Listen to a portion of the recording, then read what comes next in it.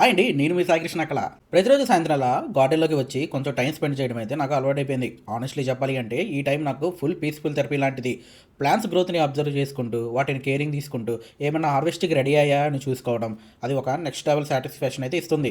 ఇంకా ఈ గార్డెన్లోకి వచ్చిన వెంటనే నాకన్నా అయితే ఎప్పుడు ఈ జామ చెట్టు మీదే ఉంటుంది. ఎందుకంటే ఇదే రెగ్యులర్గా ఫ్రూట్స్ ఇస్తూ ఉంటుంది. ఇంకా అలాగా కొంచెం సేపు వెతికిన తర్వాత ఆహా, ఒక జామకాయ అయితే దొరికింది. ఇంకా ఈ టమాటా ప్లాంట్స్ అయితే లాస్ట్ 2 months నుంచి మంచిగా టమాటోస్ ఇస్తూనే ఉన్నాయి. చూడాలి ఇంకా ఎన్ని డేస్ ఇస్తాయో. ఇంకా ఇక్కడ కనిపించేవి అన్ని టమాటా ప్లాంట్సే.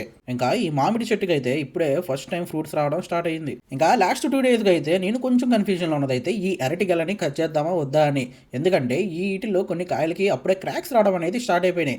బట్ సైజ్ అయితే బాగానే వచ్చినాయి. సో ఇంకా కట్ చేద్దామని డిసైడ్ అయ్యాను.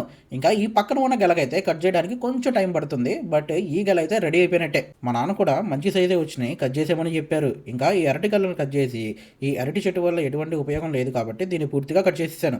ఇంకా ఈ అరటి గెలని క్లీన్ చేసి లోపల పెడదాం అనుకుంటే దీనిలో ఆల్రెడీ 3వ అంతస్తులో ఒక కప్పగారు రెంట్కి ఉంటున్నారని తెలిసింది.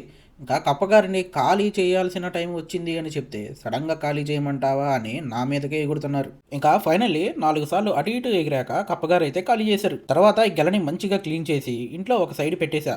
కానీ ఎందుకైనా మంచిదిలే అని చెప్పి ఇలా గోతంలో మూటగట్ట అయితే పెట్టించాను. ఇంకా ఇక్కడ కనిపించేవి అయితే మన గ్యాక్ ఫ్రూట్స్ మరియు ఈ అరటికాయలు అయితే లాస్ట్ వీక్ కట్ చేసిన ఒక చిన్న గెలకి సంబంధించినవి. ఇవి రోజుకి కొన్ని పండుతూనే ఉన్నాయి. సో ఇలా మన గార్డెన్ లో డైలీ ఒక స్టోరీ ఉంటది. ఈ అరటికాయలలో ఎన్ని కాయలు వచ్చినాయి, ఇవి సరిగ్గా పండినాయో లేదా అనే విషయం మీకు నెక్స్ట్ వీడియోలో తెలియజేస్తాను.